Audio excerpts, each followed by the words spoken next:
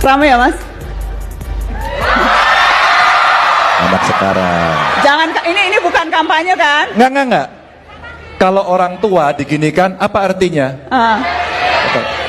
Kalau anak muda tahu kan? Itu bedanya Mbak. Kalau anak muda ditanyain apa? Love. Wes. Kalau orang tua, duit Pak. Mungkin sebetulnya sudah hafal dan kenal, apalagi yang ini George Clooney-nya Indonesia. Tapi kayaknya itu hoax sih. Nah, ya. Supaya lebih kenal dekat, kita lihat video berikut ini. Ganjar Pranowo. Orang nomor 1 di Jawa Tengah ini ternyata pernah berganti nama. Nama kecilnya dulu adalah Ganjar Sungkowo, tapi kini lebih beken dikenal sebagai Ganjar Pranowo. Lelaki kelahiran Karanganyar, Jawa Tengah dengan ciri khas rambut putih ini sejak bocah sudah hidup susah. Keluarganya pernah terusir dari rumahnya saat tinggal di Tawangmangu. Dia juga pernah berjualan bensin eceran untuk membantu penghidupan keluarga. Saking sulitnya, Ganjar kecil yang bercita-cita menjadi pilot tidak pernah bersepatu, alias selalu nyeker saat sekolah. Ganjar yang hobi mendengarkan musik grup band rock pernah dijuluki sebagai mahasiswa abadi karena baru lulus kuliah setelah 8 tahun. Itu karena dia aktif dalam organisasi mahasiswa yang mengasahnya menjadi politisi dan mengantarnya sebagai anggota DPR dan Gubernur Jawa Tengah saat ini. Mas Ganjar, saya perhatikan Mas Ganjar di periode kedua ini lebih kalem ya. Kalau dulu kan periode pertama suka marah-marah ya. Sekarang kayaknya lebih tenang. Itu kenapa? Sudah lebih bijak sekarang atau gimana? Karena sekarang nggak diliput. Nggak lah Mbak, kita ada pengalaman. Ketika saya marah pertama, ngamuk di jembatan Timbang, terus kemudian di penerimaan pajak waktu itu ya, Samsat, penerimaan CPNS, saya diingetin orang gitu. Ojo nesu Mas, katanya. Gubernur ngamuan gitu. Kita juga ikut slow gitu ya. Jadi teman-teman banyak gubernur yang lain, para pengamat, Romo Kiai gitu ya, mengingatkan saya gitu. Onje, saya bilang begitu. Terus kemudian ya slow. Slow? Iya. Itu dipengaruhi karena masa kecil juga seperti tadi. Seberapa sih Mas pengalaman hidup waktu masa kecil itu mempengaruhi gubernur sekarang? Apa ya? Mendorong ada fighting spirit. Wes. Ish, pokoknya agak sulit dikit deh. Tapi setidaknya masa kecil, bapak saya polisi rendahan, ibu saya ibu rumah tangga. Setiap bulan bapak saya gajian dikasih ke ibu, saya nganter ibu ke warung, namanya Mbak Yarni.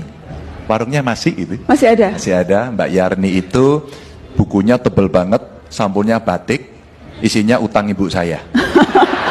Terus kemudian pada saat kita bayar utang, pada saat itu utang baru untuk berikutnya. Makanya bukunya tebel banget. Bukunya tebel dan kalau kita ingin makan sedikit bergizi ya pada tanggal muda itu, telurnya dibagi 4, direbus dan dipotong pakai benang. Dibagi 4 karena Mas Ganjar 2 bersaudara. Sebenarnya 6. 6. Iya. Dibagi 4 terus kemudian yang satu dibagi 4 lagi. Gitu. Jadi telurnya 2. Gitu ya? Dibagi 8, anaknya 6. Kemudian yang 2 ya buat bapak ibu, kan pas tuh.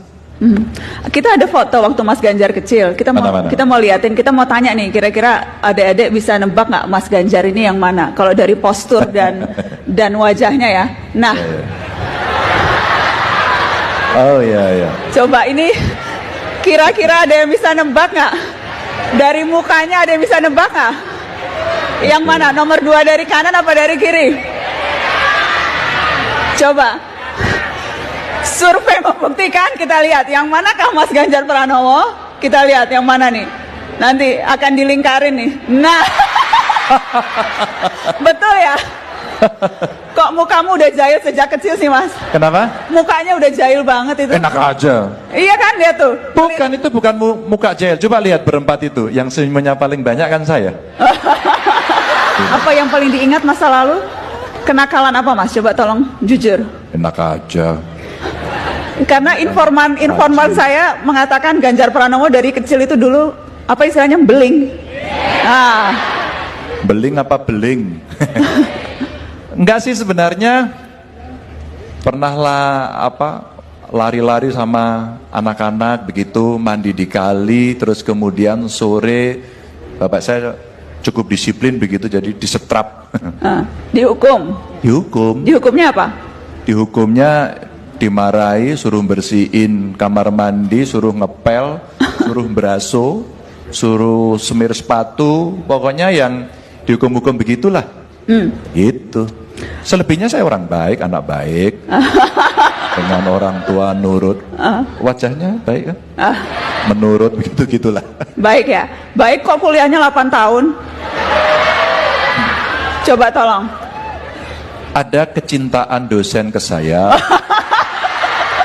Nih, perhatikan politisi menjawab ngeles ya kayak gini.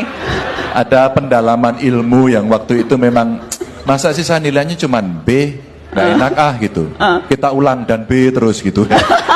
Jadi kita ada foto-foto waktu Mas Ganjar mahasiswa, coba kita tunjukkan supaya teman-teman bisa terinspirasi untuk tidak mengikuti kalau yang ini.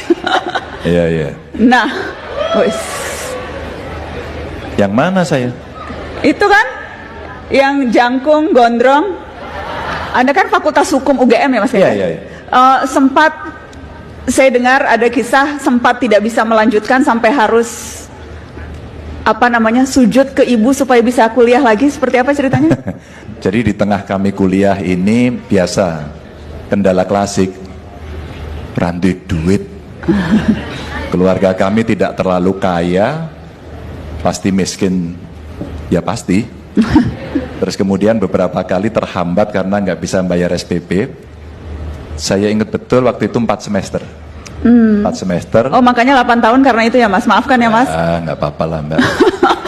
Udah seuzon. Udah terbiasa Mbak. Tapi enggak, waktu itu mendorong orang bagaimana tetap survive. Maka saya pernah mengajar di SMA 8 Jogja, di SMA Sewon Bantul waktu itu, dan saya masih ingat dibayar sebulan 35.000. Itu kita tabung, terus kemudian kita kumpulkan untuk bayar SPP. Tapi karena itu tidak bisa terbayar langsung begitu Mbak ya, kita mesti nabung kira-kira 3 bulan, karena SPP saya 90.000 waktu itu. 90.000, terus kita mesti nabung 3 bulan agar bisa bayar. Maka saya ini langganan ke rektor di UGM itu minta izin penundaan pembayaran SPP. Dan itu yang kemudian ibu saya tidak tahu, terus tiba-tiba saya cerita, ibu saya nangis-nangis begitu ya. Saya minta maaf, terus kemudian kami dibantu oleh kakak saya yang paling besar, dia bekerja, bantu saya, kakak saya kedua lulus, bantu saya adik saya begitu, dan kemudian kami saling merescue.